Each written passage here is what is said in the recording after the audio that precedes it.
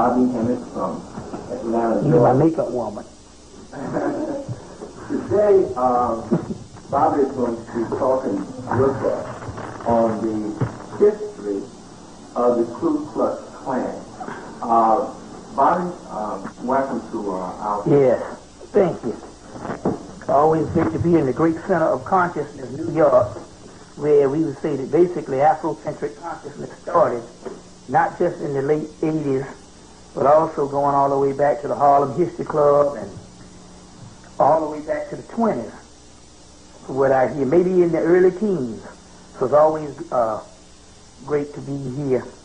And also at Transatlantic Productions to take my place in the library or the archives of so many thousands of Africans, ancient gods, if you want to put it, that has been recorded throughout the years here at Transatlantic Productions, with the guru of film and audio and all, Minister Clemson Brown, the Minister of Information. I like that name. I think I will adopt that. That's right. Okay, so Bobby, what are you going to talk with us today? Well, basically, I'm going to go into the history of the Klan, but in order to put that in context, we have to give you the history of modern-day secret societies altogether. Now, are you saying that the Klan is a secret society? It's a very advanced secret society. That's the reason why we can't draw the parallel, because we always have these rednecks etched in our mind. And as a result, we don't understand that the secret society has its origin in the Moorish system. As a matter of fact, the actual outfits that the Klan wear, I'm not talking about the ones where you see somebody cut some holes in some sheets, but I'm talking about the real Grand Master outfits and the ones that's really done up with, you know, with the actual cross and the robe with the cape and the pine cone hat. That's all Egyptian initiation outfits brought up into Europe by the Moors.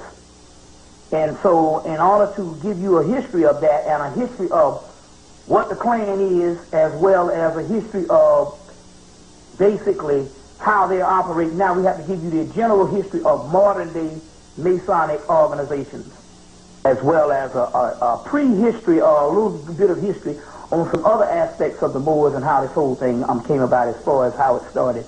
So we need to go into some of that too. So I'm ready when you are. Let's go, Bob. Okay. In order to do this, we need to understand a little more about the Moors and the concept, and that basically what was the divine plan. The Moors are nothing but a consortium of Camite Egyptians. For the people that don't know what Camite means, or Kemet, Camite or Egyptian priesthood, mainly the temple of Kom-Ombo in Egypt, or Kemet, the temple of Isis, or Aset, the last temple of Isis, which was one of the last temples to be closed at Philae, as well as other Sufi orders in Arabia that have their origin in what is called Kushite Arabia, in which Moorish institutions. And they set up those particular things in those particular societies. So what are some of the sciences that basically the Moors brought? Well, we know of all the learning and all the stuff that the Afrocentric movement told you, all of the stuff that the Moors brought. But let's get into some of the esoteric traditions. Basically, when you go in those New Age stores, and all that stuff that they got, the New Age stores is dealing with, is nothing but all of the stuff that they basically conserved from the Moorish science of all of the stuff that the secret societies had. And when you see all that stuff, they give it a new name, esoteric teachings, New Age, and all that stuff. All that is nothing but Moorish science that they basically became the custodians of, and now trying to fake as being white in these so-called New Age bookstores, or what they call occult bookstores. You see what I'm saying? That's all that stuff is. Just put a new name on it, and you thinking it's some white people shit. So your tarot cards, you see them, this fortune telling, the tarot. That was introduced by the Moors. From the tarot cards, you get the playing cards, introduced by the Moors. You see what I'm saying? All your divination systems, they got little stuff they throw down, little stones called runes, introduced by the Moors. The crystal ball, this is real deal stuff that works. Divination, introduced by the Moors. Your incense, frankincense and myrrh, all that introduced by the Moors. Gunpowder, you thought it was China. It got its root in alchemy. It has its root in alchemy going back to Hemmitt of the study of metals in and out the body. Also introduced into Europe by the Moors, as well as your fire stick, which later on was the gun that they didn't have no use for. Introduced by Moors. Spiritual music. The word music comes from the word muse. What do you mean they didn't have any use for the fire stick? Well, based on their nature. You know, they didn't conceive of this thing as being a weapon or something they want to kill people with. I guess they figured, you know, white boy picked it up after them and used it. All we know is they invented the gun, the fire stick, and didn't use it. You see, and didn't use it. Music, classical music that we thought was a white, that's the Moors. Brought that up because the scales was invented in Egypt. It comes out of Hermetic science and ultimately out of alchemy. It is melanin put to scale. You're talking about music. Yes. The word muse is a Greek word for components inside of the melanin. These angelic beings called muse. You get the word music. Something that inspires you. Melanin inspires you. This is all coming from the Hermetic teachings or the teachings of Tahuti. Because Hermes is Tahuti in Egypt, which is the teachings of alchemy, which is the study of melanin, the dark night of the soul. And so music, which is the components of what's heard in the body put to scale, is introduced into Europe by the Moors, classical music. They call Beethoven the Moor of Russia. You see. Some stuff called the Greater Key of Solomon. And some stuff called the Lesser Key of Solomon, which is these magical texts introduced into Europe by the Moors. One of the benefits of Moorish teaching was Nostradamus. His teacher was a Moor. There's a movie came out, Orion Pictures Nostradamus, 1994 is when it came out. And thousands of black people that were still up in Russia up until World War II, where your boy, what's the guy from Russia? Stalin, supposed to kill 100 million Russians. How the hell he gonna kill 100 million people? If that's a number, how he gonna kill millions and millions of people, his own citizens, and they don't turn against him? They was doing ethnic cleansing and was killing leftover black Russians. And they're doing that even now. There's still some doctrine. Exactly. What happened was the Cathars, which was a Gnostic Moorish people that settled France, they settled Ireland, and they went on up into Russia and on into Bosnia. And from 1991 to 96, they killed off that black element in Bosnia. Of the leftover Cathars. The Cathars of these Moors first also settled Ireland. So when they said it, what's his name, ran the snakes out of Ireland, he was running the snake people out of Ireland, St. Patrick's. The Moors. They settled Ireland. The river dance, you see that river dance they doing? The Irish people doing that river dance? That's black. You'll see African tribes will do a dance with their legs are moving and their bodies standing straight. their torso straight. It's the same as the river dance. They found a cross in a Celtic cross. So they talk, you hear these white people talking about, see, if you go to the esoteric stores, you hear Celtic, wheels of Celtic. Celtic is another damn name for Moors. That's just after the Moors trained these people, they became the Celtics. These were the early people who benefited from Moorish civilization. You see what I'm saying? So Celtic. St. Patrick's Day was put in and was also upheld by the Moors, both in the Irish Catholicism, to cover up the fact of the Moors that was there at that time. You see. In Scotland, your bagpipes and those robes they wore, you know, your little kilt, what you call it? What's that called, a kilt? Kilt? That ain't nothing but the Egyptian robe, redone in the fabric of the land. The bagpipes and all of that. There's a cross, Celtic cross with the name on it, Bismillah, which means Allah. All of this brought up by the Moors. Your King Arthur's and the Round Table story. Your King Arthur and your Round Table story. Was first introduced into Spain.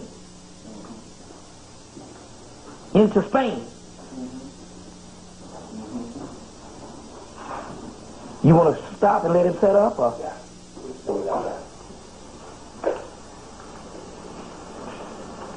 Okay, when I drop my hand, Dr. We're going to be ready to roll.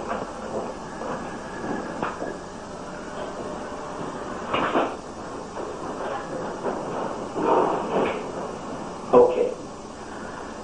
Also, the Moors also instituted your King Arthur and your Round Tables. This all came out of Ireland. Then when Britain took over Ireland, the Camelot became Britain. But before, when it was in Ireland, it was supposed to be a new city at the ends of the earth. We'll get into that, which is supposed to be America. It only became Britain after. Get your movie Excalibur to try to get Excalibur, 1981, to try to get a synopsis on the King Arthur's court and the Holy Grail thing. Get the movie Excalibur, 1981, to try to learn about what the King Arthur's court is. Your Grail is supposed to be this mystical cup that's supposed to bring magical healing as well as a form of the Christ energy. All of that stuff introduced into Europe by the Moors, mainly into Ireland by the Moors. So the original Irish, which was a lot of black people, was also settled there by the Moors. You can get the movie Secrets of Rowan Ish. Secrets of Rowan Ish, and when they talk about the Black Seal, that's the Moors. That's the Moors also. They'll talk about a Black Seal. That's also the Moors. Your Hermetic text that I talked about was introduced into the, which is called the Corpus Hermeticus, which is basically the basis of European knowledge, which they sifted the Corpus Hermeticus and give you the byproducts of some other greater mysteries, is introduced by the Moors. Your Nukian magic, you'll see, is supposed to be this magic that was supposed to be hooked up by a guy by the name of John Dees, which is supposed to be Queen Elizabeth, soothsayer, or magician. And he's supposed to have gotten contacted by these Enochian entities and gave him this system of magic where in actuality he had full run of the British Museum, which became one of the main custodians of all this leftover stuff from the Moors. And by him having full reign, he just went in there and just translated text. Anytime you see some stuff in these metaphysical bookstores where they have these old ancient texts like the Greater Key of Solomon, and they'll say, well, these texts just mysteriously showed up in Europe. That means that they were from the Moors. There's some stuff called The Magic of Marilyn Mays, a book called The Magic of Marilyn Mays. If you ever get into that little book on the magic of Marilyn Mays, you will find all of the stuff that's in that book is Moorish science, numerology, astrology, astronomy, the Kabbalah, your Kabbalistic text, which is Jewish mysticism. The first books of the Kabbalah is the Zohar, Sefer Yetzirah, Sefer Beher. These particular books came out of Moorish Spain. The first book came out of Spain. But how did it get in Spain? They talk about the Spanish Jews. Good book on this, Moorish science and stuff, a book called People of the Secret by Ernest Scott. In that book he'll talk about the Sufis. He won't say the Moors, but he'll also say the Sufis in Spain. He's a master of the English language. You will see it up in there. But he also goes in the book and says Sufi, Suf means woolly-haired one. But Camelot, the word Camelot, comes from the word Tam, Egypt, Lot. It means the new state of Egypt, which would also be America. Get all that in there. Also, you can find out about America being broken down and being the new state of Hemmitt, Washington, D.C., and all the other cities in America bear witness to that on the Masonic architecture. Madam P. Hall wrote a book, The Secret Destiny of America. A new book called Return of the Ancient Serpent of Wisdom, which is literally the Kundalini energy, but at the end of the book he talks about the new destiny where this ancient serpent of wisdom is supposed to end up in us America, which is talking about black people.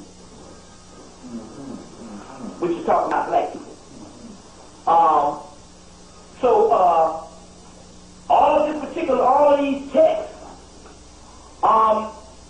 the Book of Enoch, the Ethiopian Book of Enoch, brought to Europe by the Moors,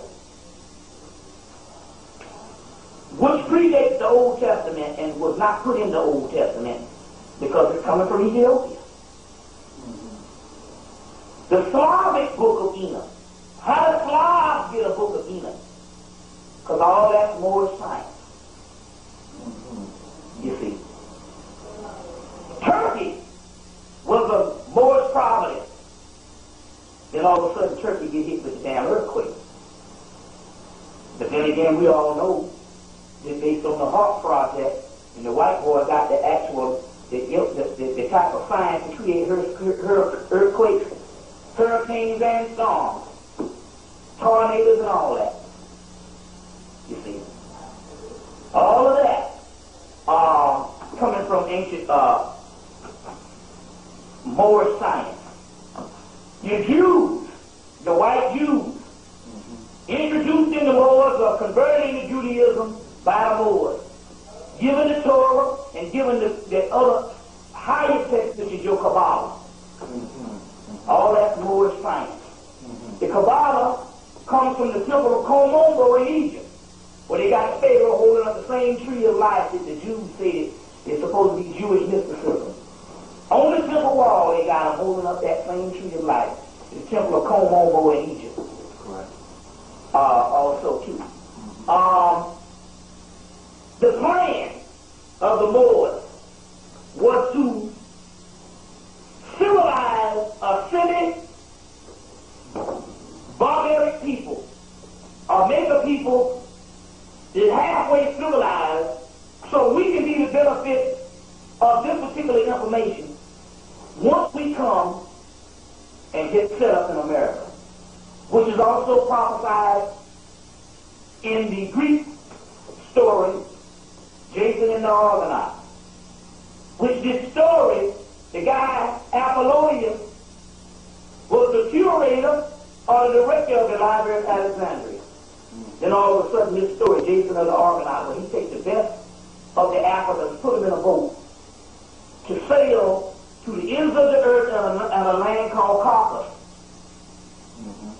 to get the golden fleece, which is a lamb's wool in Christ with the lamb's wool. A woolen fleece is called the woolen fleece or the golden fleece, and when you translate all that, it means melanin, and it also means the Christ. So shall the sun, as the sun rises in the east, so shall the Son of Man rise in the west, which is the Christ. The Son of Man is the Son in man. The hidden Son, or the black Son, which is the manifestation or the crystallization of melanin in a people in the west. The Hemmitt text, which is the prophetic text, that is assigned to Asclepius. And Asclepius, as you know, is the god Tahuti. No, excuse me. Asclepius is the god and the physician Imhotep. And Imhotep, as you know, is Asclepius, who as Asclepius. In the Hermetic text, they got a whole sermon, the perfect sermon of Asclepius. And in there is the prophecy of how we were going to go into slavery. How Egypt, which is the temple of all the gods, will become one big graveyard. And how the pious man, which is righteous man, would be looked on as impious. And how the impious man, which is the wicked man, will be considered pious, righteous. And how the weak man will be considered strong, and the strong man will be considered weak. And how everybody would look up to the wicked man will be considered noble. And how the righteous and pious man will be treated like a common criminal. And all these people in this faraway land will look like Egyptians. They will have the mind of another race. Now that's all in prophecy. That's all in the prophecy. Imhotep starts crying. He said, well, we ever get up out of this? And Tahuti, who is the person that Imhotep is divining to, giving him this spiritual knowledge, say, yeah, Maya will be established. He said, where?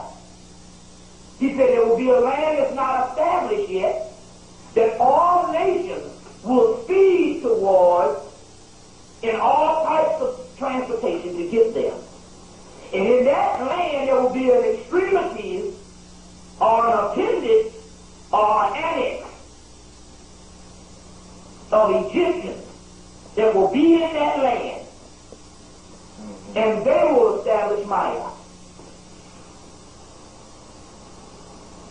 Now, Bobby, just for clarification, the text that this prophecy in again, Yes.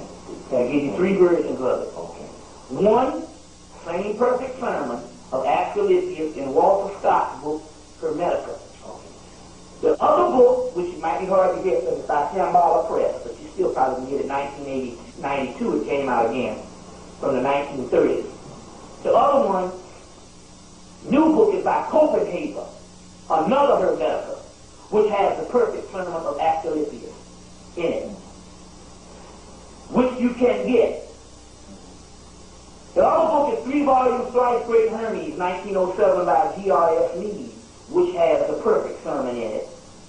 Another book, which might be out of print, no, you can get it from Kessinger's Press now. So it's in print. The Kessinger out of print book company, you can get it. Another one is Anna Kingsford and Maitland's book, The Virgin of the World. It's also in there. But the one that you can more readily get is the Nag Hammadi Library, which was done up in 1945, because a portion of the Corpus Hermeticus is in the back of the book, and that perfect sermon of Asclepius is in the back of the Nag Hammadi Library, translated by James Robinson. Now the original text was an Egyptian text that came, the original one, we don't have the hieroglyphic version, because, have the translated version in the Greek and Latin that was translated out of the Library of Alexandria, and that's the text I'm telling you about. The Hermetic text. All right. So there's more than enough stuff. The ones that you can get right offhand, you might have to order the Copenhagen's book, which is the Hermetic text, which is probably the latest retranslation of the modern stuff. But also you can get the Nativity Library, which is all these original sayings of Jesus, or the Christ, let's put it that way. That's in, but a part of that Nativity Library is that same Hermetic text. It's in there. He said, Maya will be established. But if you go back and get, I told you there was a guy by the name of Theodore P. Ford, wrote a book called God Wills the Negro. And he explained how when the Arabs, the last invasion of Egypt, of Hemmitt, when the Arabs invaded, a lot of your Egyptians went to West Africa. And when they went to West Africa, when the slave trade started years later, the first people that the African kings gave up were the Egyptians, who were homeless. Living in West Africa, their empire was destroyed or taken over by the Arabs. So two versions of this. Number one, they gave them up because if you are an African king, you got to look out for your own people. So therefore, you give up the scrubs, the homeless, because you are obligated to look out for your own people. The other version is that these people came and they were very advanced in their culture, their dress, very sophisticated, and at this particular time, some of the Africans had deteriorated and they were jealous of the Egyptians. So when the slave trade came, they went looking for the Egyptians and gave them up to the doggone slave traders. This book was put out in 1939, God Wills the Negro, and by it being accurate, well, how do you tell things are accurate? You can tell by the actions of the government. The United States government came in after 2 years and confiscated all the books and got rid of it. Can anybody get a copy of it? Fortunately,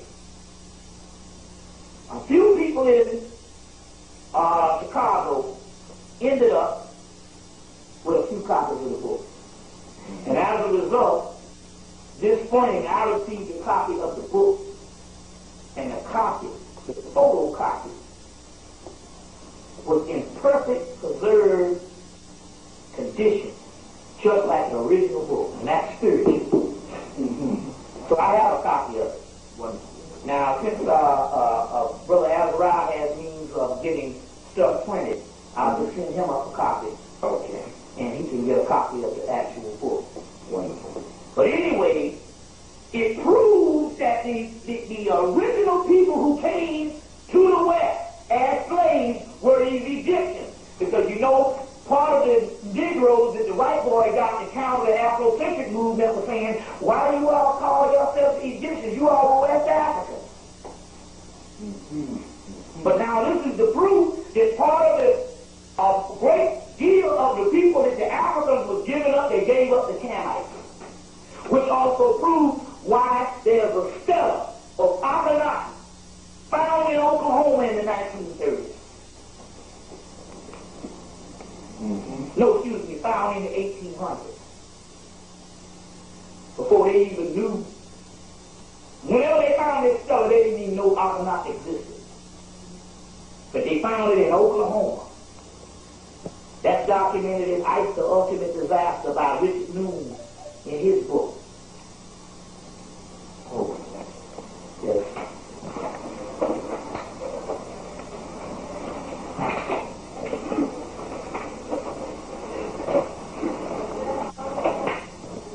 So they found this stela of hieroglyphics of Akhenaten hymns in 1800s in Oklahoma.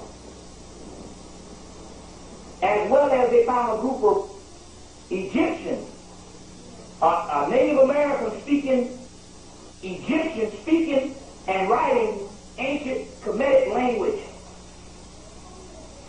over here in Maine. All documented in Richard Noon's book, Ice, the Ultimate Disaster, 5/5/2000, And he happens to be a Mason, giving up some of this particular information. But the Rosicrucians say that the capstone of the Great Pyramid is the granite that is made of the capstone of the Great Pyramid can only be found one place on the earth, Stone Mountain, Georgia. Which means that Confederate picture that you see on Stone Mountain, Georgia, if anybody ever saw the picture of Stone Mountain, Georgia, where they got Robert E. Lee and all these Confederate things, that's not by accident. Because that particular mountain is an ancient relic that coincides with the pyramid, as well as pyramids of Giza, as well as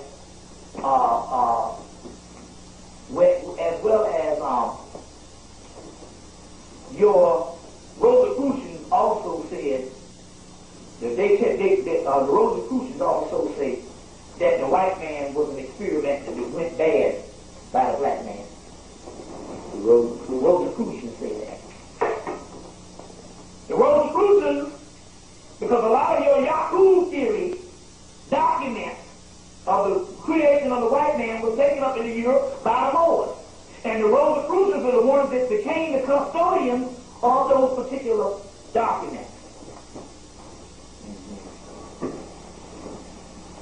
Rudolf Steiner, who was Adolf Hitler's teacher, who was later on run out of Germany by Adolf Hitler, and years later all his manuscripts and stuff that he had made broke hard because of this stuff.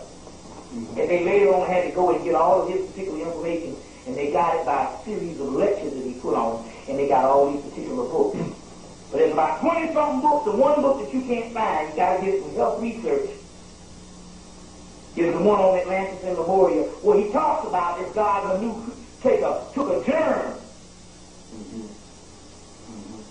and created a new race of people. Just like Elijah Muhammad said in his theology of time, that they took a germ and created a new race of people. Elijah Muhammad said in the message to the black man that the moon was separated from the earth. And so Rudolf Steiner in his book Atlantis and Lemuria. Rudolf Steiner's book, Atlantis and Lemuria, talking about the creation of the white boy. He was contemporary with H.G. Wells. So H.G. Wells wrote the novel part of this story, and that's where you get your Island of Dr. Moreau from, which is now represented in a movie in 1996, starring the master of their actors, Marlon Brando playing Yahoo. You see. But also Yahoo Kirk was also a Hyksos god. Translated in Donald B. Redford's book, Egypt, Canaan, and Israel, and also in a book called Bright. The guy's last name is Bright, The History of Israel. The history of Israel. So the Rosicrucians is the ones that became a custodian of a lot of the Moorish documents also. Also too.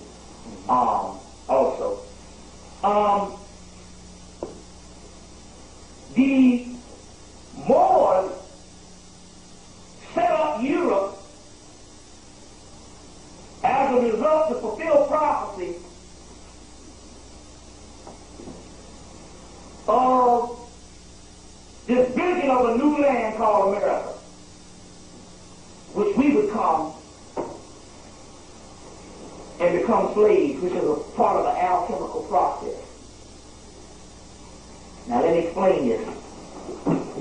Slavery, although how hideous it was, is prophecy being fulfilled.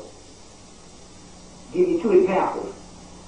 The Jason and the Argonauts, the story, is also about a slave ship.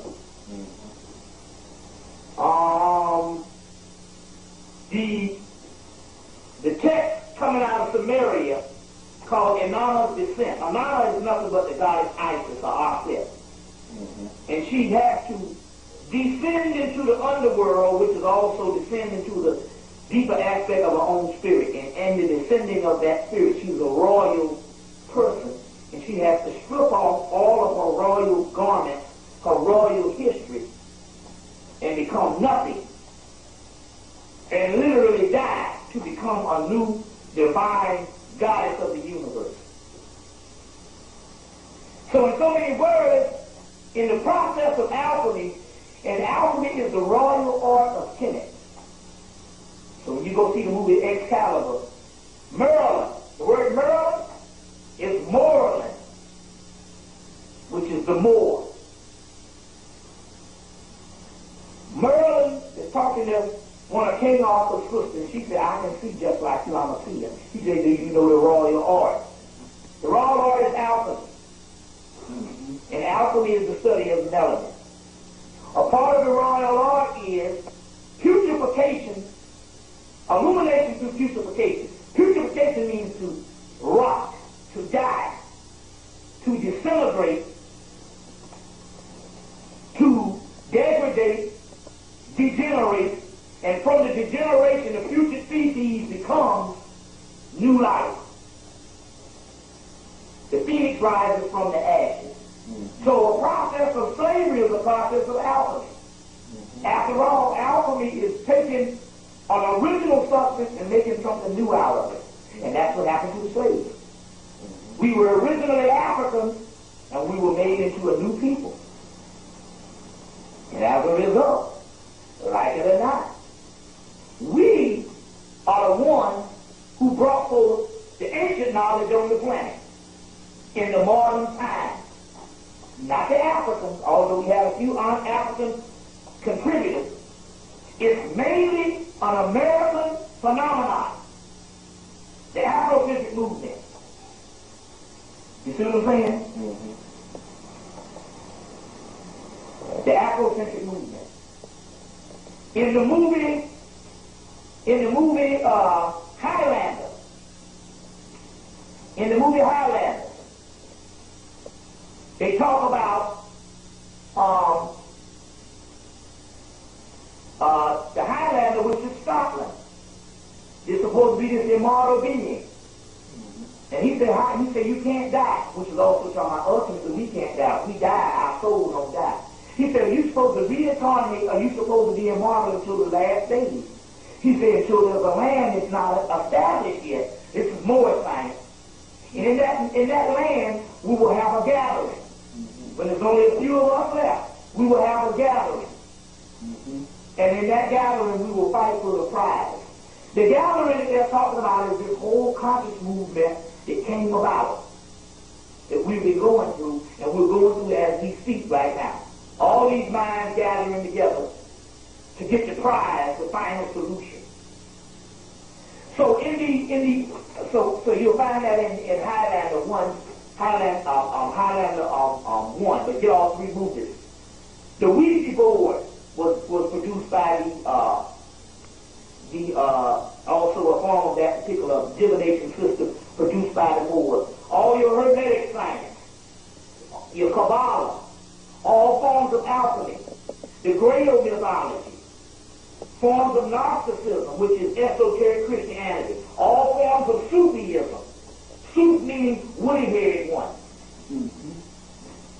Also, in Ernest Scott's book, he said that the Moors traveled up into Europe to introduce alchemy to the Europeans to try to somehow make a non-aberrant man. Now what does aberrant mean? The word aberrant means abnormal, unusual, and unnatural. So they traveled to Europe somehow to make a non-abnormal man. That's in Ernest Scott's book, People of the Secret. You see. And they did this by trying to use alchemy. They failed, but that's what happened. You'll also find out about the Tamahu that I was talking about in Diop's book, African Origins of Civilization, Myth, and Reality. It's just he left out the part of the part on where there are actually created white people at statement. But Champollion, when he translated hieroglyphics, wrote back to Champollion Champollion the elder and gave him this particular information about this Tamaru person. And he was really upset when he found the origins of what his people and how the Egyptians viewed his people as being these abnormal people. You see. But there's even news that even Champollion didn't even translate the hieroglyphics. They had some black man over there that translated them because they couldn't get it. And the black man just looking at it, spiritually translated, like you just got niggas that come off the ghetto and niggas just come off the farm know how to fix a car. They didn't go to school. They just look at the car and fix it. That's true. You know?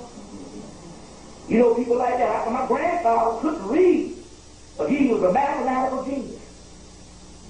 And he knew the geometry and all that shit by mind. And he used to build these mansions for these white people. That's how my grandmother became one of the richest women in the damn, in Mullins, South Carolina and shit. She was at least 1,000 there. You see what I'm saying? But couldn't read. So that genius, so this man went in there and translated hieroglyphics. A brother. And Champollion gets the credit for it. You see. But there's all types of stuff on this abnormal man. Numerology, astrology, astronomy, geometria, which is a numerical system on the breakdown of the angelic system of the angelic beings as far as their numbers. It's called geometria. The whole system broken down on angels, but that system put together, when you put it all together, it's broken down in the angelic beings is comprised inside of the melanin. Inside of the melanin. The Goetian, Leprosy of Solomon that I talked about, the Goetian, Leprosy of Solomon, all of a sudden a mysterious Moorish manuscript, which the Leprosy of Solomon, when they say leper, they mean inner. Aleph is the greater E, which is astrology. The leper, which is the most potent. These seals, it's all Moorish manuscripts, translated from Arabic by the Greg of Albert. It's all Moorish science. There's 72 seals within the melanin. The seals of Solomon. Sol, which means sun. Amun, which means Hemmitt, means black sun. Solomon. The temple of Solomon is the temple of the black man. Solomon and Amun-Ra is the same. Amun-Ra and Osiris, all that's the same thing, talking about the soul of black people. That's just the Hebrew version of it. These seals is what melanin is broken down from the Library of Alexandria of the Egyptian system. And in these seals consist of 30 to 40 legions each seal, and a legion is 10,000. So we're talking about 7,400,000 entities with inside of your own makeup of your spiritual body and inside of the melanin. All this is Moorish manuscript. Comes out of Moorish. But even in this book, they say, well, where did this stuff come from? They say it originates out of the third eye, these seals, called Sitakosh. Sit, which means black, Sit, Soot, Akash, which means black. Akashic records. You hear the word Akashic records? That's melanin. That's melanin. Anytime you hear the book in the Bible where they say these records will be opened up, and they will have people's names will be in these seals and these records, and the ones whose name is not written in them books will be cast in a fiery furnace. In order for you to have your name written in the damn record, your ass got to have the records. And the records is nothing but melanin. So if you don't have the fucking melanin, you're cast in a fiery furnace. The fiery furnace or the fires of hell is the kundalini energy, which is the serpent energy that runs up your spinal cord. And if you don't have these records, which means if you don't have the pineal gland, your ass will burn up. Our God is an all-consuming fire. That fire is the Kundalini fire. And that fire will burn your ass up if you don't have the pineal gland in which the fire can synthesize the melanin with. All this is coming from the Moors. These Goetia systems. All this is coming from the Moors. Still available. Not just this hardcover, but the paperback is still available by McGregor Mathers. All of that stuff is coming from the Moors. Still dealing with the Klan now. I was breaking this shit down. Camelot in the Moor's dream is also America. This is the new lot of Egypt and has the Egyptians in it. Can't be Europe, can't be Britain.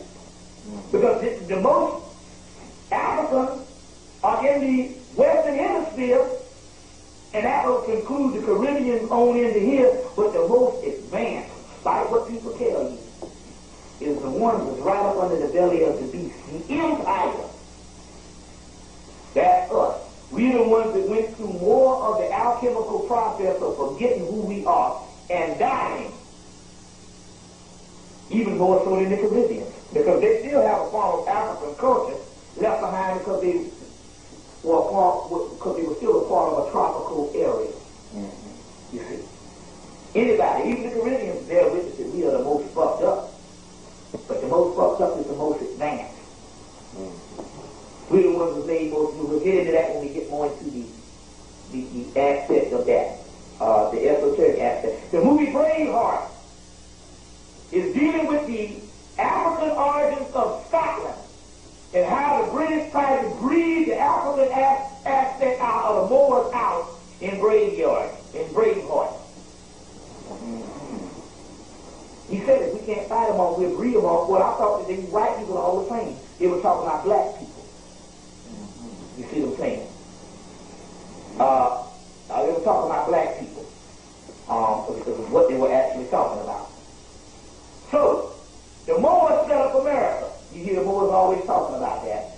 You know, on the back of your dollar bill, it says Benjamin Banneker, but it also could be $2 bills. It's this black president called Hanson. Right. You talk about all of that. That the Moors talk about. You know, that the Moors talk about.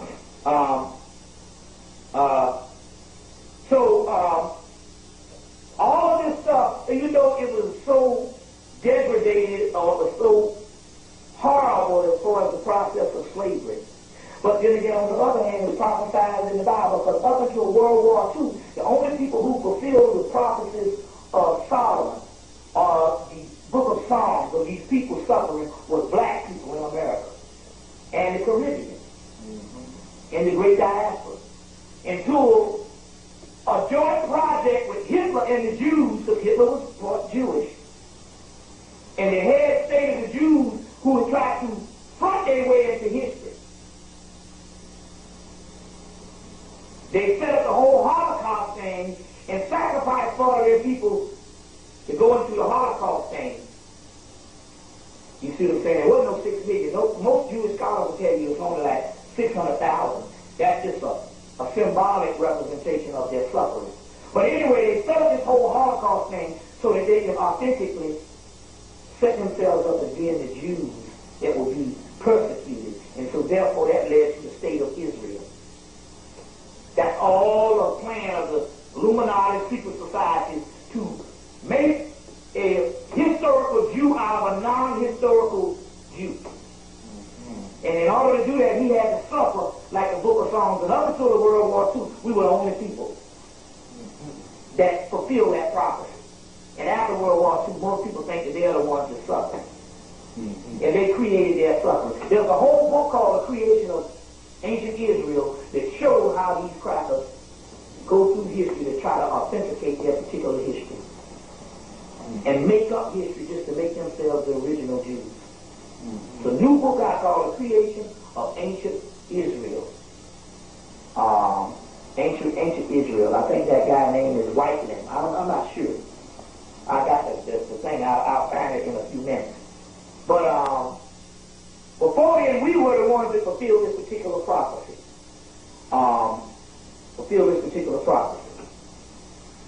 Now,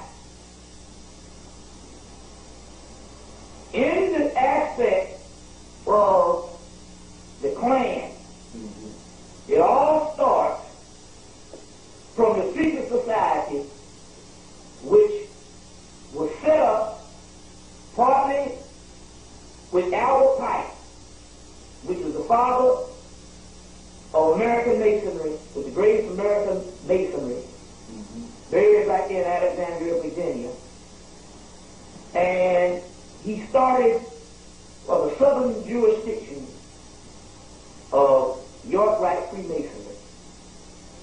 It might be York Rite or Scottish Rite, one of those.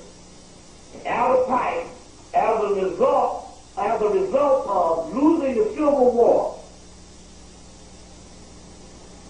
had to set up the Klan out of Scottish Rite Freemasonry as a police force to fight against Reconstruction. Along with Renee Briff and the ADL, which is what, an Anti-Defamation League, which was a Confederate operation that started out of Charleston, South Carolina, the ADL, as Jewish slave holders.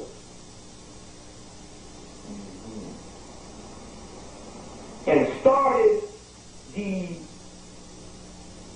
Anti-Defamation League as well as Renee Briff in Charleston, South Carolina, and later on connected with Albert Pike, and both of them headed up the Ku Klux Klan, which was a opposition branch to control newly formed Negroes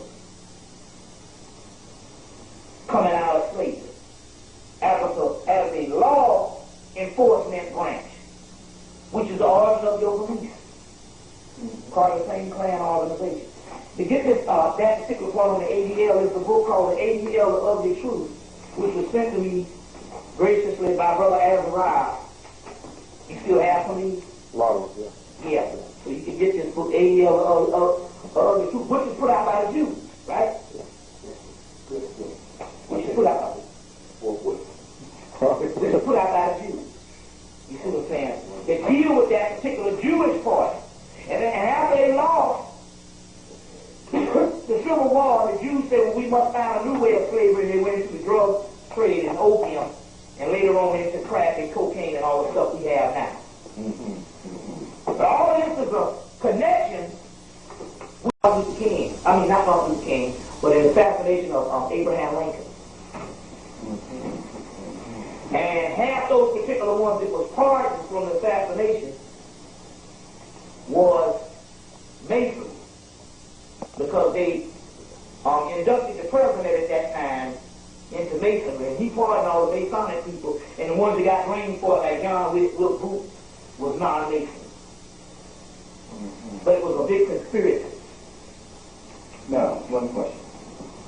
Why did the Pike and others want to form the Ku Klux Klan to keep black folks under control? Well, the black folks were just getting out of slavery. Right. And they wouldn't allow reading right, so they were ignorant and so forth. What was the big deal? What was the underpinning and why? What was the... Well, you must understand the Masonic side of this. The Masonic side is they understand the process. They now became the custodians of all of this information. They understand that these people one day are going to rise up and come into their own and be this great nation within a nation. They understand the prophecy. They study this around the clock. You see? So in order to do this, they got to retard our progress. Stay on top of it. Including Thomas Jefferson in his book, Notes on America. I think he only wrote one book, so whatever it is. Notes on America, I think. Notes on Virginia. He said that these particular people, black people, we either have to ship them out of the country, deport them back to Africa, or we have to exterminate them.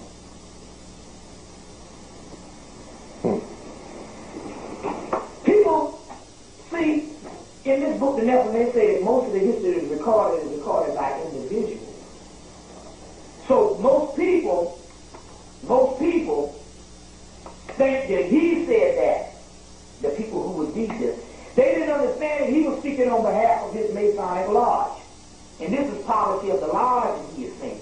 So when he said that black people would either have to be shipped back to Africa or exterminated, he was talking on the behest of the lodge that he was a part of. That same southern jurisdiction, Freemasonry, in 1993, one 33rd degree Mason admits to Bill Cooper, who wrote a lot of books on the Masonic Illuminati conspiracy, that it was always the contention of the Masonic society who basically run the country to always put blacks in slavery after a short period of time. So the same thing when Thomas Jefferson says we would have to either ship them back to Africa or exterminate them is a part of the Masonic tradition. You see, by them knowing prophecy and by them understanding that we are their enemies, and by us never failing to understand that we have a fucking enemy. And whenever he's nice to us and we get along, it's still a master-slave relationship. So of course white people treat us all right now, overtly, because they own every damn thing. Shit, if you own the world, you can afford to give up some damn slack. So ain't no shit about us equal. It's a master-slave relationship. We ain't got a pot to piss in, a bed to shove it under, or a window to throw it out of. You know what I'm saying? Sick and tired of being sick and tired, and yet we equal. So of course they can say we all everybody and we all one damn people. Fuck you on the whole damn planet. It's always a master-slave relationship whenever they say we are at peace. See? Let's flip the damn script. And you will have that same old cracker, which he still is now.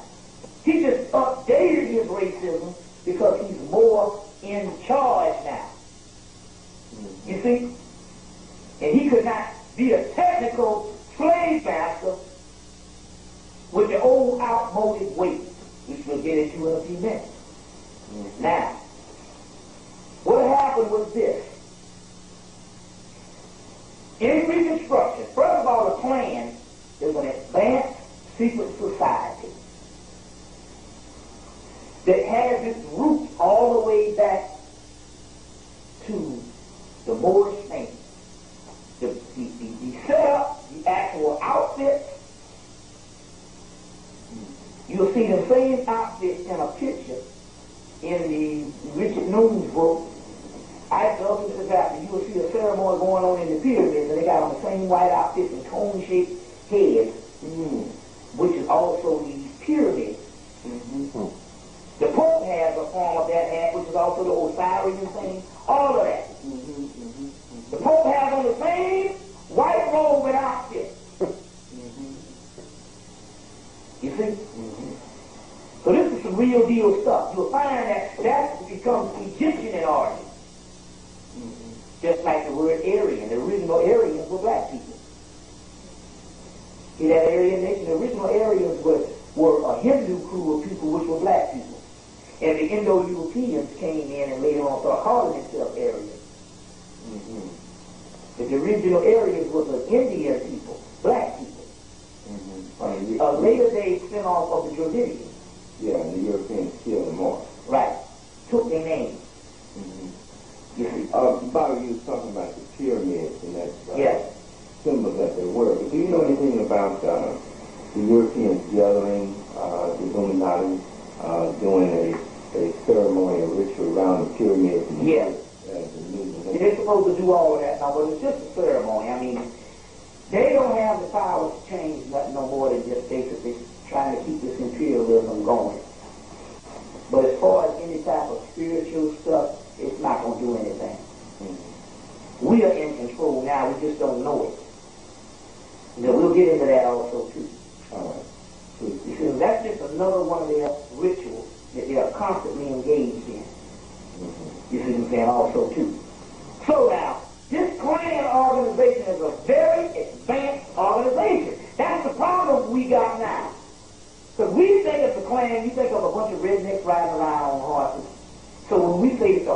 country is run by the same elite group of people. You can't conceive of it. And let me show you how that came about. This very advanced spin-off of Scottish Rite Freemasonry, headed by Albert Pike, at a certain time during the time of Reconstruction, to counter Reconstruction and black people getting a little bit of stuff, and all the stuff they had to make an open door policy to get more of the riffraff in, or the grassroots rednecks in, because they would be the ones that would ultimately police Negroes. So this advanced secret society, elite secret society,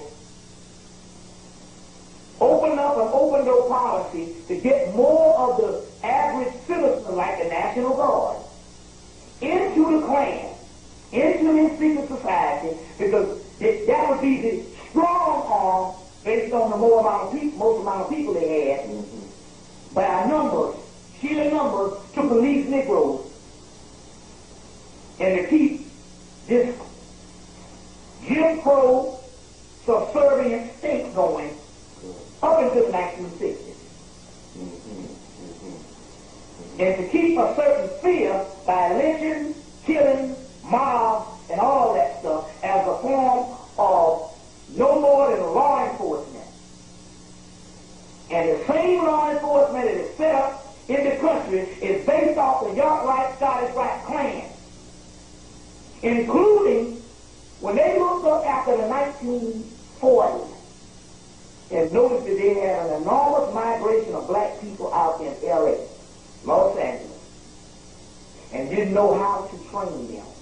The United States government, because it's all the same system, sent head members of the Ku Klux Klan to Los Angeles to show them and train them how to police large numbers of blacks.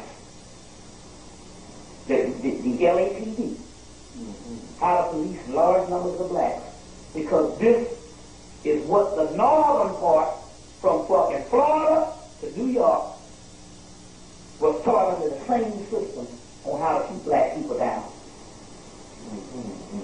You see what I'm saying? To keep black people down.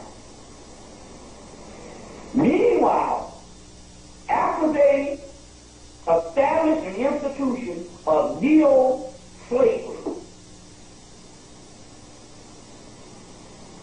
the Ku Klux Klan looked up in the 19th, too much of riffraff in this. We got too much redneck, and the integrity of the organization is being destroyed.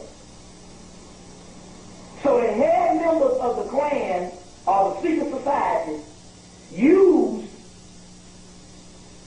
their police organizations of the Klan, the FBI, the CIA, which is all a part of the same part. They used them to come in and clean off the lower echelons of the same Klan. So in so many words, to clean up this act, the Klan, the head members of the Klan, declared war on the lower members. And as a result, they used the civil rights thing as a platform to say they're going to clean them off. Because the civil rights were started by the same Klan. So they wanted to change the image of the Klan. And basically from 1950s to the 1970s, they cleaned the Klan up. Clean house. And the Klan became neo-conservative groups and conservative groups that filtered into the two parties, Democrats and Republicans. And their chief dream was realized with the inauguration of Ronald Reagan in 1980 as the ultimate Klan member. But in order to bring that together, they even inaugurated Jimmy Carter as a part of the same fucking system. But Negroes are so ignorant. So they think that Democrat and Republican is the same, is different systems on the side of black people. And they don't understand that they are being pimped and screwed up the behind by same clan organization. And now you don't find a Democrat that will say they are liberal. See what I'm saying? Now, why is this? We'll get into some information on why they had to do this. Number one, how is it that we can have these people? We got hippies, we got the whole country, liberals, turning against the government in the late 60s. By the 1980s, 10 years later, a known racist Ronald Reagan wins by a landslide. That is because the American white public got in on what was in store for them. And it was a deal that they could not refuse. And the deal was, if you bite the bullet in the 1980s,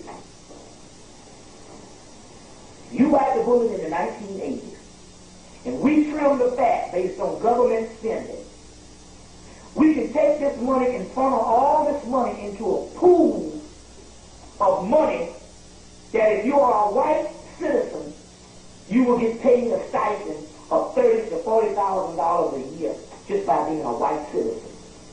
And black people won't even know about it because it will be added into your bank account. Now, as a result, when they had all these homeless white people, then all of a sudden they just disappeared and they were still homeless. They trimmed the fat. They had to get the system right. Now white people secretively get $20,000, $30,000, $40,000, $50,000 in their bank account just by being American citizens. And you don't know what's going on because it's added in their money. So you wouldn't know. They don't get a check. It's already in the bank account. Number one, they got to pay taxes.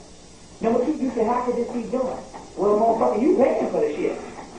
Black people pay taxes. We pay taxes now for them being citizens. So that's another form of neo-slavery. Plus, all of your banks, you think all these banks, these big old skyscrapers downtown making this money. You think, well, where all that money going? They get a tax break, and they funnel money into this pool also. So, Bobby, how could it possibly be because some white folks would talk, people would know about, some black folks would know about this and would be kind of public knowledge. I mean, how is it, you have to treat this big. You got to realize one thing. So there's things now that we didn't know about with white people for hundreds of years, and we just now find out about them. Number one, if they tell, they get cut off. How the hell I'm going to be a Samaritan and tell somebody about some stuff and I'll end up getting cut off $40,000? Money talks and bullshit walks. Number two, they could end up being killed by saying this particular information. And number one, you cannot be married to a black person. Number two, we're not talking about every little redneck crap that you're talking about here. There's structures. There's elite structures. okay. They don't see, you don't realize about them, when they are classes, they don't give a damn about some old redneck cracker that can't trace his history back to the mainland. Europe. They call them the damn laggards. Degenerates. The vermin. You see? So,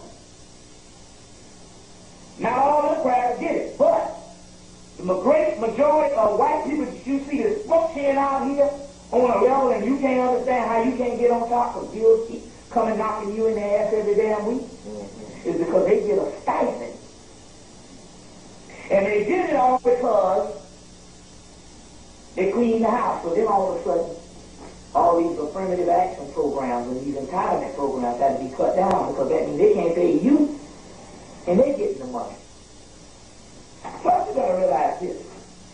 We always say, see, this is the thing about our education. Our education always tells us, and it's a safe thing with white people, the more educated we are, the more it tells us that they can't do that. We always try to intellectualize how something can't be done. And we don't even understand our history alone is a history of conspiracy. You know what I'm saying? So they do what they want to do. Remember, if it don't come on NBC, ABC, or CBS Nightly News, it doesn't exist. They say that in the movie, what's that movie with Nicole Kidman? To Die For. She said, you don't exist, your ass ain't on TV. So if it don't come on the nightly news, if the white man says it doesn't exist, it doesn't exist. Every person in this country knows or have positive the thought that AIDS was created, but because the white man ain't said it on the news, most people still think it's a damn disease. Some people even think it's a disease given by God. See where I'm coming from? Most people, most black people, which we are real punk type people, we really become really a degenerate species of, if you want to say punkified people, we are really, really wimps. Yeah. Most black people know that the government put drugs in the community. But yet the government comes out in 1996 and says, hey, goddammit, I, the CIA, put the drugs in the black community. And what these fucking idiots do, they go to the same goddamn government and ask the same people who put the drugs in the community to investigate itself. Then come out and go, oh, we didn't find no wrongdoers. Okay. We're talking about educated black people that would take the same government that everybody knows the history that put the drugs in the community and ask the government to have hearings to investigate itself. So don't tell me what a white man can't do. He can do what he wants to do. As long as he say, I didn't do it, niggas gonna believe the white man. And if he throw a little Jesus on top of that, we'll believe any damn thing. Let me take you back to just a hair. The Moors taught Europeans. Yeah. The secret orders in which it all boils down to their nature. Now, let me go back a little bit. In the creation of these Europeans, what I got was they took human DNA and animal DNA, mainly apes. That's where your missing link shit comes from, Charles Darwin, and spliced them together. And as a result, they came up with a human, with a white boy. Now, if you look at any animal, most animals, they can be the strongest animals on the planet, like a bear. First thing they tell you is when that animal comes in contact with a human, it fears the human. And although it can kill you, it's only lashing out to kill you based on its scale. They tell you, of a bear, they tell you to be real quiet and real, because it'll kill you because it's scared of you. A bear, grizzly, is as tall as this damn ceiling, some of them. When they raise up, they only raise up in fear, right? Well, if the white boy is created from an animal DNA, he ultimately always has a fear, that xenophobic fear, and it's innate and it's a part of his nature. As a matter of fact, like the brother Juju down at the spiritual seer down in Atlanta said, that when they come in, their racism is not based on, they don't like you based on their training. They can't take our energy. When they come in contact with our energy, it makes them become racist. So we're talking about ultimately a person's nature. The book of Deuteronomy says you'll be actually chastised or something taken over by a people who are not a people. Book of Deuteronomy. So ultimately we're talking about their nature. When you take all the stuff, because they can have all the information in the world, all the knowledge in the world, but they still end up racist. That's a part of their nature. Just like there's a part of a dog's nature to hate a cat. It's a part of their nature. That's what Honorable Elijah Muhammad said over and over and over again. You say, well, I know some white people married to black people and all this kind of thing, white people that like black people. You don't understand. An individual can go against his own nature. It can be trained to go against his nature. Didn't they show you on the Beverly Hillbillies that Ellie Mae had a goddamn cat that could swim? And a dog that can climb a tree? Right? That means that it's going against its nature. They train animals all day to bite balls and stuff, ride bicycles, monkeys ride bicycles and shit. That means it's trained against its nature. You know? You can train, ain't niggas trained against our nature? We didn't come over here like this. Well, if anybody can jump their nature. That's the difference. But their nature is racist, not towards black people, but towards all species on the earth, including themselves. When France and England had a damn war for 100 years, that means peacetime is abnormal and war is the norm. And they are still having wars now. It's just going to another advanced form. Corporate wars, everything is a system of competition. It's in the movie, what you call it? The movie Tombstone. When it came out in 93 with Kurt Russell and Val Kilmer. And the guy Kurt Russell said, what makes a person like, whatever the guy named, so evil? And he was Doc Holliday and Wyatt Earp was talking. And Doc Holliday said, when he looks in his soul, he just sees a big hole up in there. Ain't nothing there. He said, but what? He said, because he said, it makes him mad. And he said, mad of what? He said, of being born. They are mad of being born. They're abnormal. You see what I'm saying? So it don't matter. Ultimately, they can't help it. But they are doing their rightful thing as their nature. We the motherfuckers want to love them. Bible say love. Look, when the Bible was writing the damn scriptures, the goddamn Europeans didn't even exist. It wasn't about him.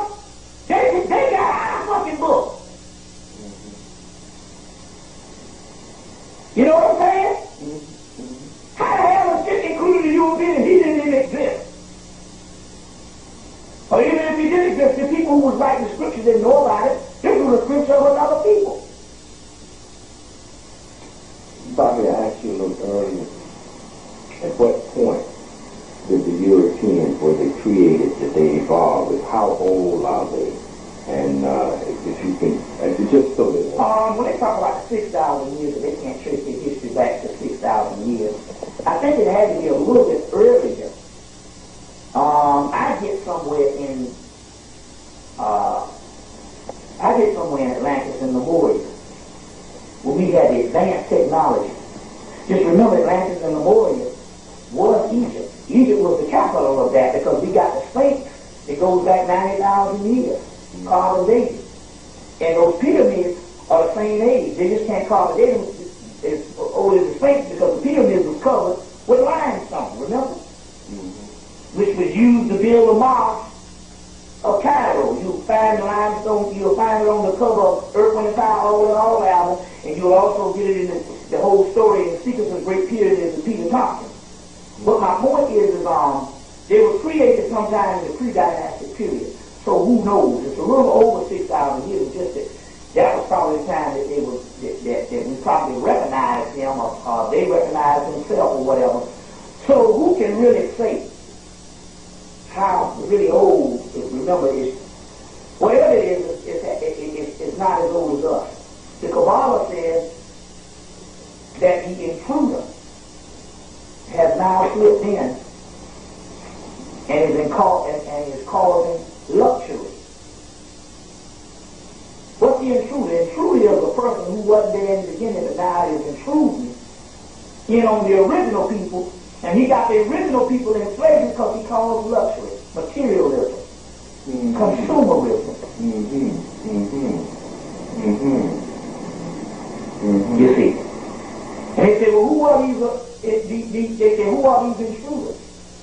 They said these intruders are the people that followed the original tribe of Israel from the Holy Land. So in so many words, that's just the Hebrew aspect of it. They would talk about this white man. But they said when our third eye is open, the intruders will be wiped from the land. You see. So who knows the reason why there's another thing too. They say, see, the problem with the Africa is we always look at the white man and think that the white man thinks like us. That's where we make our mistake. We always think that everybody is humane like us. We can't fathom a person being different. So we always underestimate the white man or confuse the white man because we say he can't do that. No, you can't. So listen, you think they'll kill us? They can't do that. No, motherfucker, you can't do that because you humane. That ain't got nothing to do with the white man. When Ginger first got off the mound, and we start getting spiritual stuff, the spirit realm told us if we put the white man mind in yours for a damn hour, your ass will go crazy. You see, remember I was telling you last night how I got a sister-in-law who mama's a white person? And you can't tell her that the white man ain't the devil. She's saying you can say all the fuck you want. Your mama ain't white. So you can't say all that about the good white people. She's saying that the only time these white people can be human is when they have these holidays. These holidays make them human. It's like they got a foot on. It's like a role they play. So she said on other days they're these cold, calculative beings. And you know, whenever we come in contact, it's always informal. We don't know what these motherfuckers do when they put their feet in the house. And most niggas is married to them so fucking brainwashed until they too stupid to analyze and shit anyway. So that ain't a good example.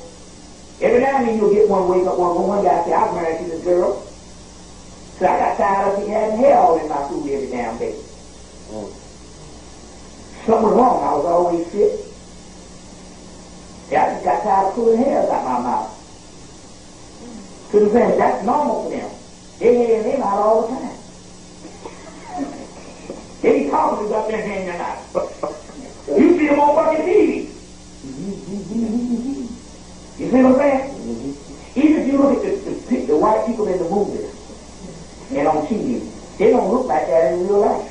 Yeah, that's right. They look different. Yeah. Look like a fucking damn pig. So that's what it is. It's made of part pig gene too. That's why my mama said the hog was a part of it was a medicine for them to get well. So so she said you can't tell her about the white man. She said she said she'd see them become human during Christmas. But she wouldn't get that every day. So in '96 she went up there and cussed them all out. Had a family reunion, she cussed them all out, called them all the devil. And they turned around and said, you right, we are the devil. But what the hell you want to do, kill ourselves? You right, we the devil. They bad with it. That's what Francis Cress Wilson said. If a white person really your friend, tell them to tell you what they say about you when your ass ain't around. Two different systems. So what it is we always try to put our mind in the damn white man.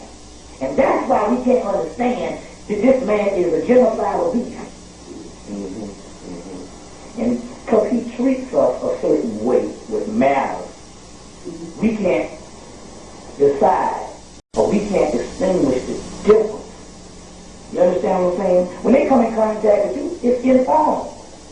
You know what I'm saying? But even when you be around there working, they'll say certain things that's racist. To this day. But see, you don't understand. See, when a person is this major racist that's out here just talking shit about black people, you understand what I'm saying? That could just be a script. That could be something he learned. It's when you know the essence of a person is small things they do, shit that they do without even knowing it. It just comes out that way and it be racist. You get a lot of that now. You don't get the blatant racism now. What you get is little small shit that they're not even aware of. That means that's more of their nature. Correct. And most black people on the job now, they get tons of that each day. They just let the shit go. You see what I'm saying? But it's the small things that let you know a person's nature. When it's so smooth today, they're not even aware they being racist. So whenever you call them and say that's racist, they are surprised. You don't want nobody surprised because they didn't intend on being it. They thought, what are you talking about? And you thinking that they putting on. No, they literally be surprised. Because what it is so far of that part of their nature until they don't even perceive it. That's what a real racist is. Plus, these marks, you talking about people that ain't never, just like down in the club said, you tell me a time in history when the white man has gotten along with anybody on the planet? Now, can you tell me a time on history when the white man has gotten along with anything on the planet? See what I'm saying? Racism that we call is a side effect. It's not the real essence of what they are. It's far more vicious. Racism only allows you to understand that there's something different. The actual essence of this person is far more different, vicious, and black people have not even begun to even see that. Let me give you an example. This new Ku Klux Klan, their policy now is that if you go in the Klan, if you become a part of the Klan, their new policy now is that you cannot be a racist. You cannot be a hater. That's the new policy. That you cannot hate. Because they understand that hate, you can get mad at a nigga stepped on your foot or hit your car. And that's hate. And if you know something about hate, hate is a bunch of emotionalism, and sooner or later it will go away. You know, time heals all wounds. So you might go in there as hate. Next thing you know, you want me to stop? Yeah, I might as well. Which one is it? So the new policy of the Klan is that you can't hate. Because hate will go away. You know what I'm saying? Something you might be mad about, they might drive into an extreme behavior. You might look down 10 years from now and say, I can't even realize why I even, what was that all about? You know what I'm saying? They even got people that's racist now, and they say, well, what were you thinking? They go, I don't know. So what this Klan saying now, the kind of members that they want. Now this is going on, this is not the shit I made up. This was a brother that's a fireman down in Florida that's talking to an ex-Klan member. And the ex-Klan member got out of it because he said, I got in before they had this policy.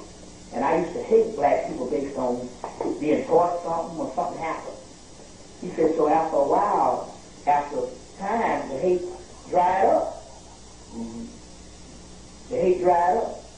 So he ended up getting out. And the reason why they don't want you is because they say that, you know, the time might dry up.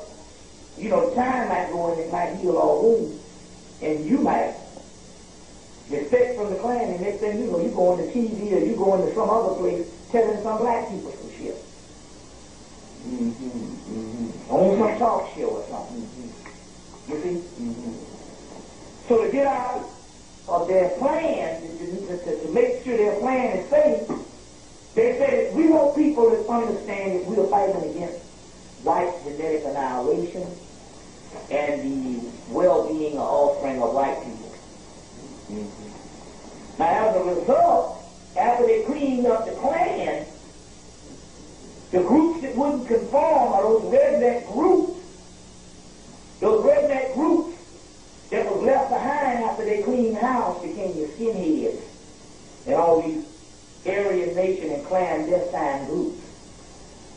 Those are nothing but scrubs that was thrown out of the elite order and became skinheads and all these other type things there. You see what I'm saying? So those are spin-off groups which came in the hundreds of these groups. But the point I'm trying to make here is the original Klan is an elite advanced group that handles handles all your finances and everything that you about in this society is done by the same secret society. Let me give you another example.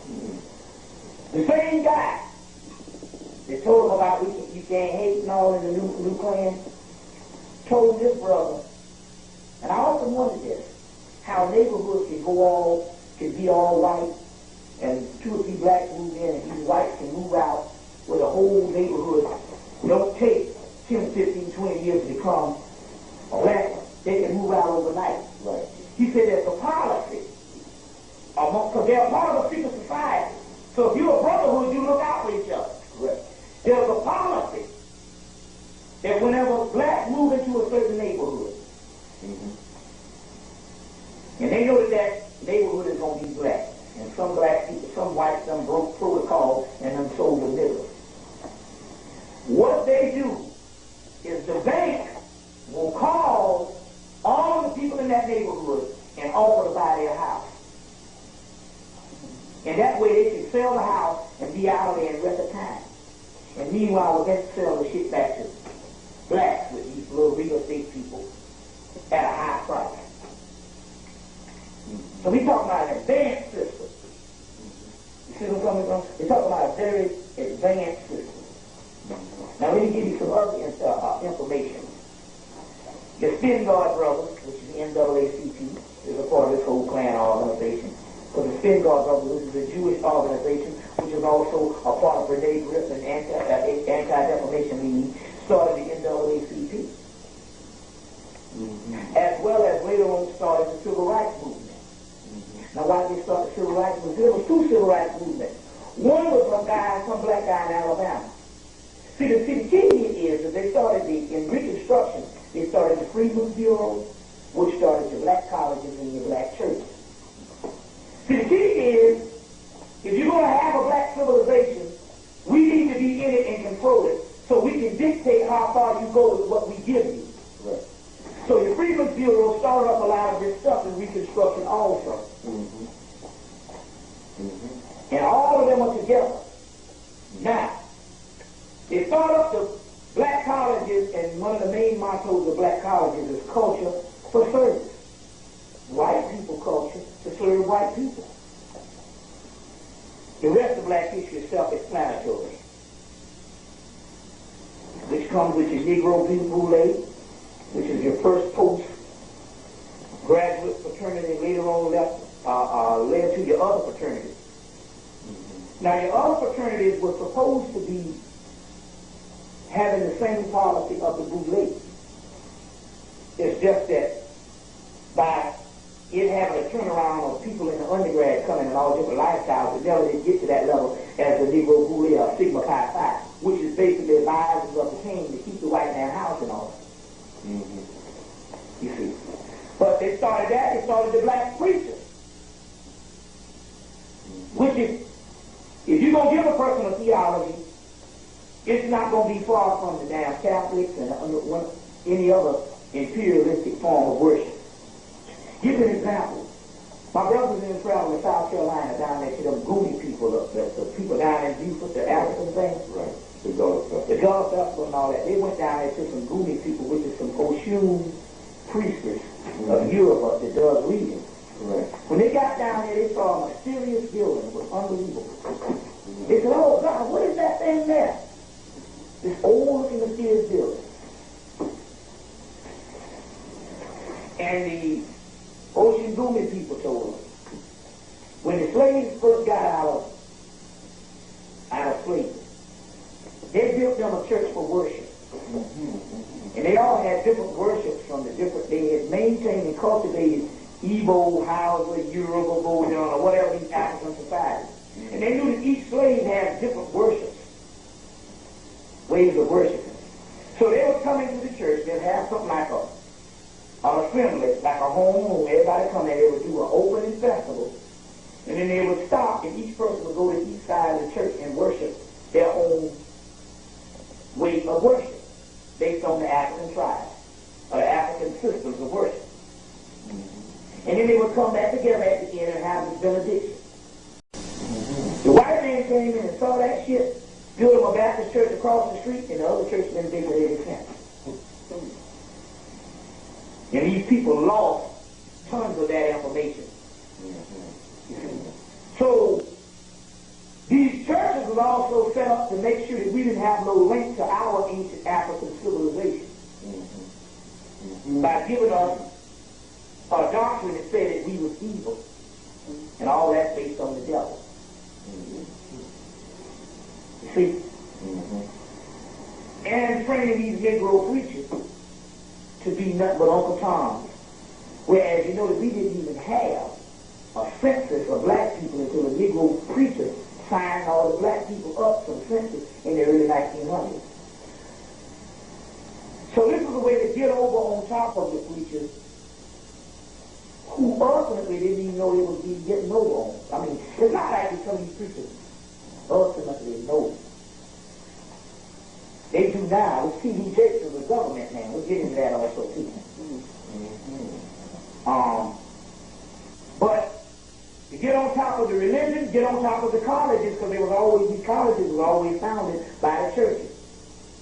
Okay? So the civil rights movement, number one,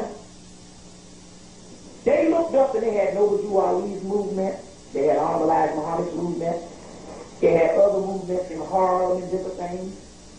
You see, they had the jazz movement with expression.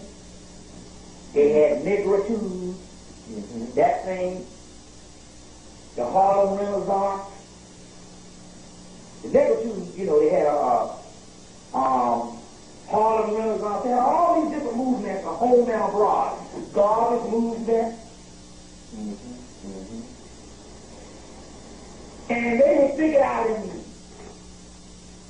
50s that we got to do something. These people are going to raise up and they're going to have their own nationalist system.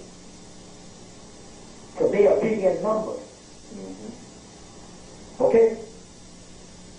They also knew that between 1865 and 1965, we had made a subculture with interculture and a cultural powerhouse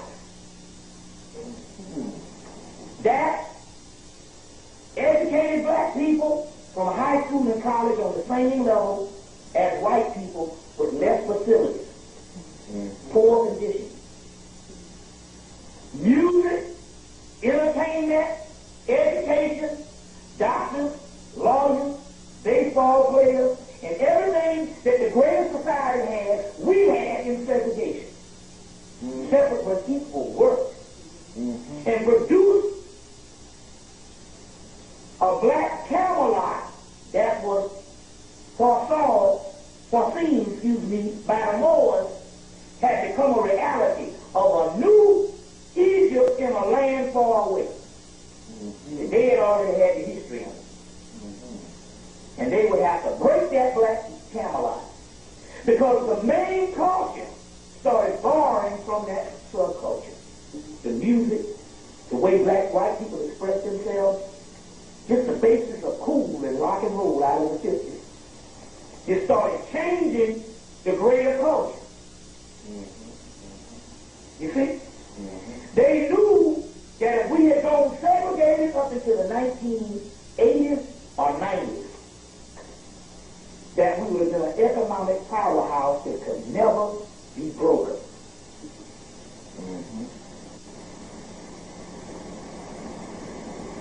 They came to New York and they found out that there was a plenty civil rights movement that was going on with Adam Clayton Powers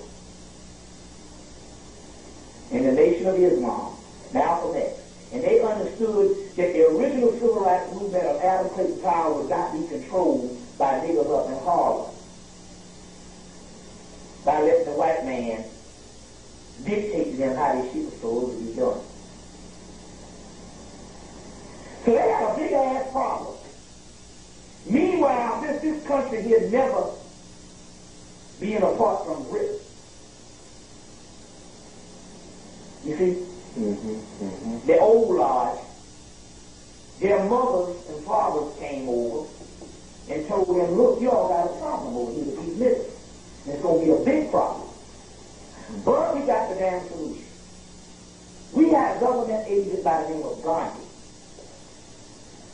that was in the British intelligence. So we got our South Africans used to kill South Africans and hated niggas. And used to kill South Africans. And we were able to get out of black India without getting killed with all the Indians over there rising up against us to try to throw off colonialism. By taking this counter-revolutionary that was an agent for the British intelligence. And we put together this non-violent protest bullshit and gave it to him. And he carried it out, and we was able to get out of India without getting killed. And also, for some spiritual shit not going down and killing us, Gandhi rebelled against all the spiritual practices of India and closed down certain temples and temples and stuff, because he was a British agent. They say, so what you need to do is find you a nigga over there, some charismatic young boy, college educated, and give him the nonviolent theory of Gandhi. And somehow we can counter all these other radical organizations of black-based and black-centered organizations. And we can have this southern movement with a docile nigga down there in the south. Up under the banner of the same old Christian movement. You got to add Jesus to it and you got it. And we can bring this nonviolent shit coming. Meanwhile, this will be the catalyst to integrate, because the best way to keep you in a hole is to get down in that hole with you and tear up their institutions by desegregating and tear up their institutions. This is all part of the Klan shit now, all same system. Meanwhile, we cannot afford to steal secrets from them haphazardly like we have done for the last 100 years, where basically America was built based on the secrets stolen from the black man. What we will do is we will give them corporate jobs, and we're going to advance our slave into the 20th century. We need a new technical slave. And we will give them corporate jobs. So therefore, we don't have to steal their ideas.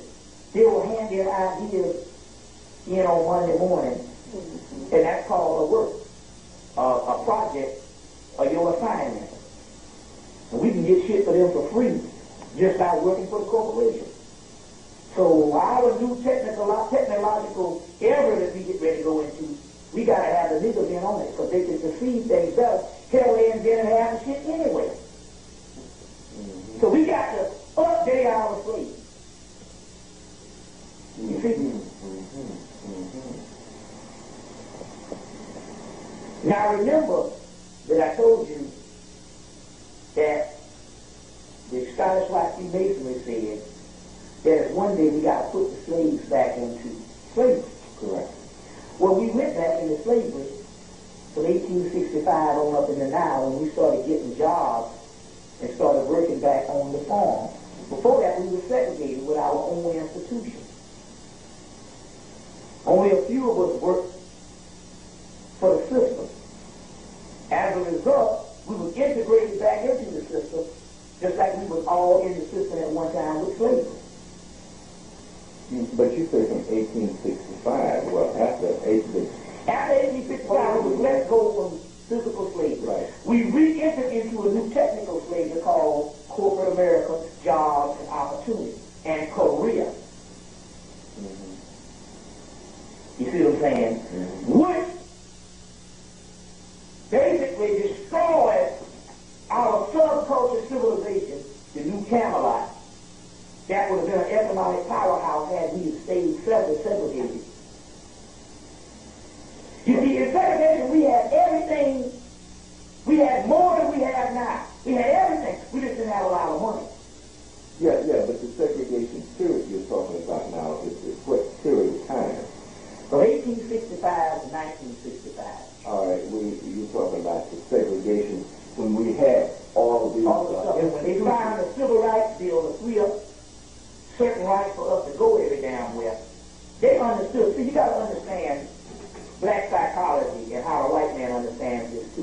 One white boy asked me, he said, why the hell do people move all out where we are? I said, you got to understand something about black psychology. I said, first of all, you take a people and you don't allow them to go nowhere.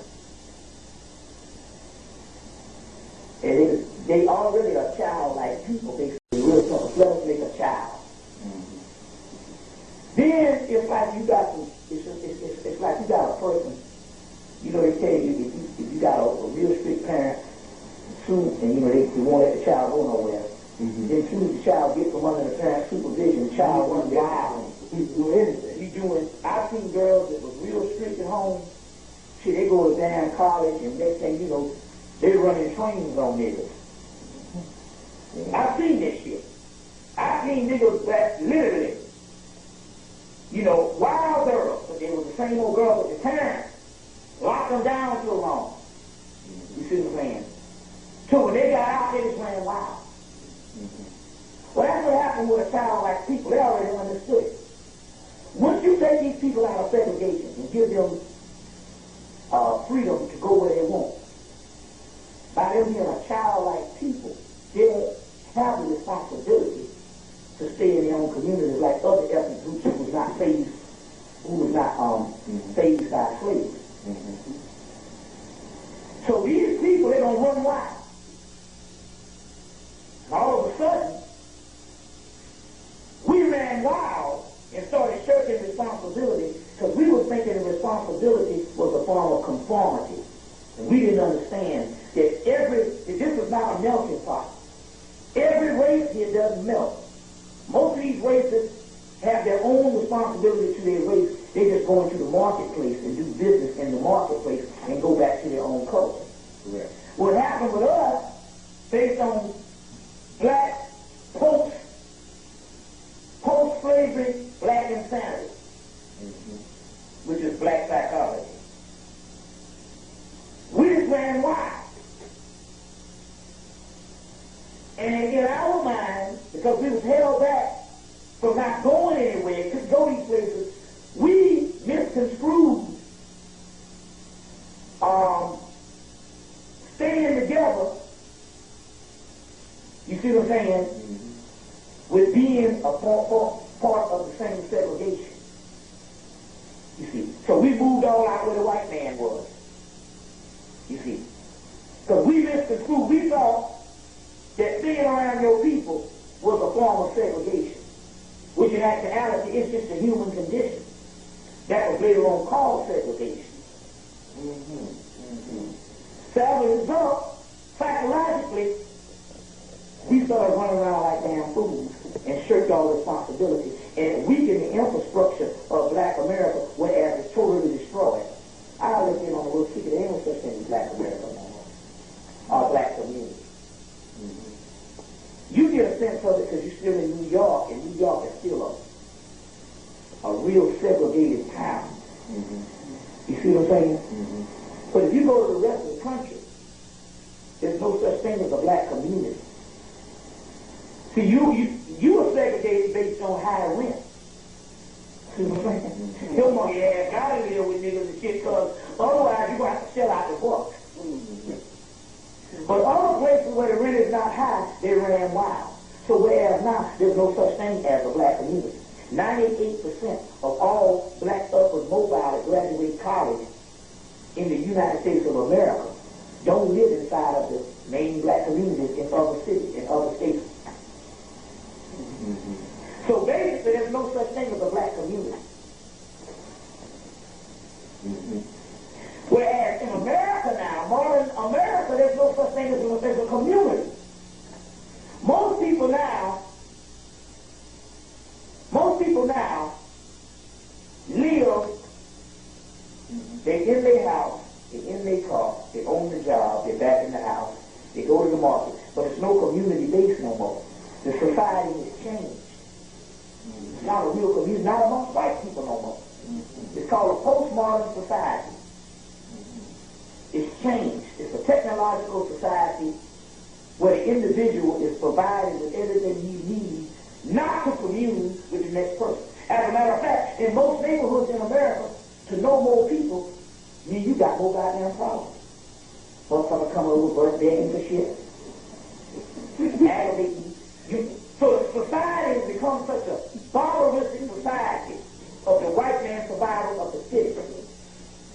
Whereas to know less people is to have more peace. More people you got, around more problems you got. Because the whole society is a degenerated society, a form of barbarism. So motherfuckers gonna be wanting some shit. Sooner or later you gotta shell out from, or you gotta give a part of your time to an asshole that you don't want to deal with. So in society, and so much the whole society is a part of degenerated society. It's just that white people got enough money now to keep going. Whereas us, we need that community structure. You understand what I'm saying, man? We don't have it. Because we follow mainly, mostly white society. So the only people that got a sense of community is those ethnic groups like the Chinese, the Asians, the Hispanics, and different stuff like that. You see what I'm saying? Because their infrastructure wasn't broken. Our infrastructure was broken, and they used Martin Luther King to do the shit. That's why the spiritual woman who saw the vision of what Martin Luther King was doing, when he came to visit, wherever that was, she tried to stab his ass. You didn't understand why the woman tried to stab him. That's because the woman saw a vision of what the government was doing with this particular person. Now, to let you know, how is it that he was a government agent, he was a Negro bootlegger. Was he aware of the He was aware of certain things, yes. He taught, they gave him garnish shit. Martin Luther King, I Had a Dream speech was written by the Jews. He was aware of certain things. And he also had gotten the memo down that they were going to kill him. Because he started talking like that. As a matter of fact, if you get his last speech, you can't tell him from Malcolm X. The last speech, you would thought was Malcolm X. So at a certain point in time, even he went against his master.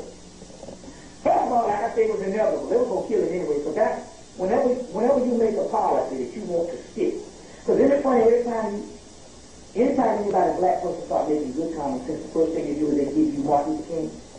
Why do they do that? That's because that's a policy that they devised. You see what I'm saying? And so that's why they just like Al Sharpton said, you love King so much, why didn't you keep it?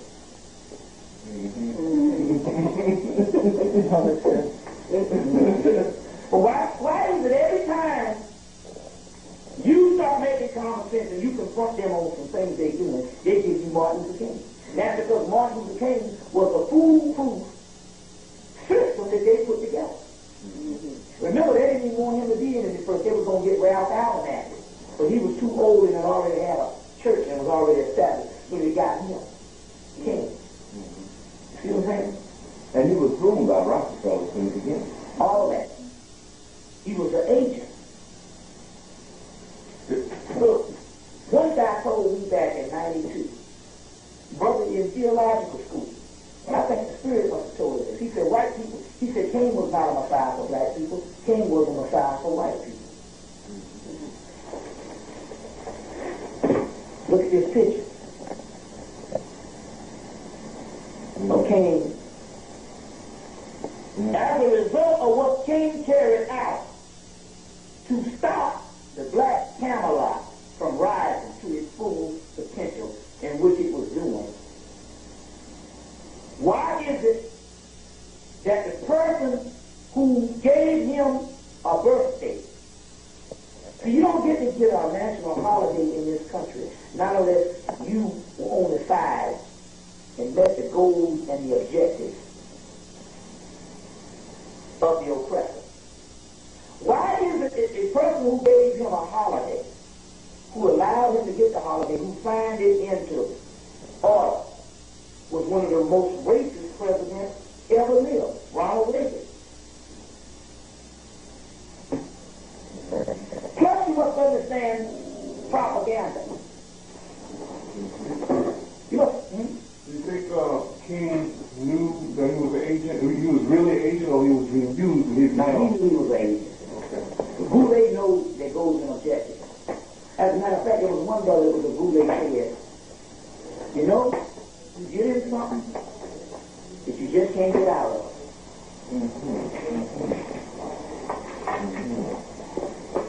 You know you get into something that you just can't get out of. So he knew he was a boule. You see what I'm saying? He knew he was a boule member. And all. So, meanwhile, this whole system broke the whole county. Plus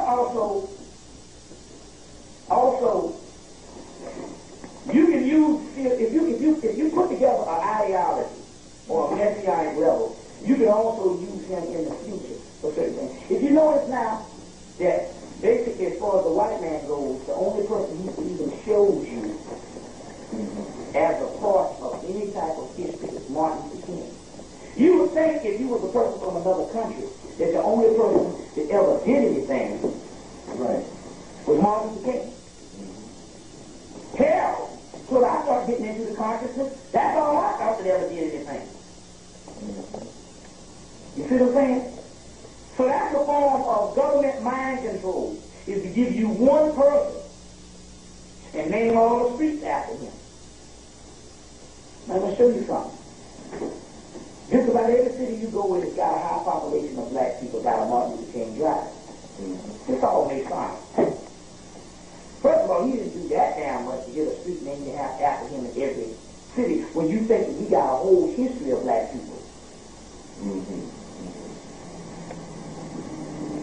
Do you know that the main street that all of Martin Luther King Street is named after is the Martin Luther King that is in Atlanta, Georgia, the famous Martin Luther King Drive in Atlanta, Georgia, and all your other Martin Luther King Drives are named after that. Guess where that Martin Luther King Drive starts? If you get on the street and you drive to the source of where it starts, it ends up inside of the Confederate graveyard. Now, I want you to think of the implication of what I'm saying. If we're saying that this thing is a creation of the Ku Klux Klan, and the Klan is a creation of the Brene Griff, all that connected, the Stinjar Brothers, NAACP, and all of this, and the Klan has its origins in the Confederacy as well as the Brene Griff and the Anti-Defamation League.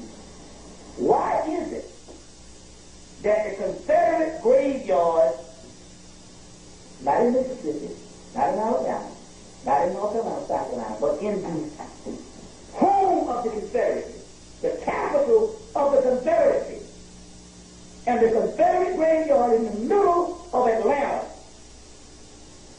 which has all your Confederate soldiers, why would the street that goes into the graveyard be named after Martin Luther King? A black man, if he wasn't an Asian. See what I'm saying? That's within itself. Some things don't make no sense. Would a cheated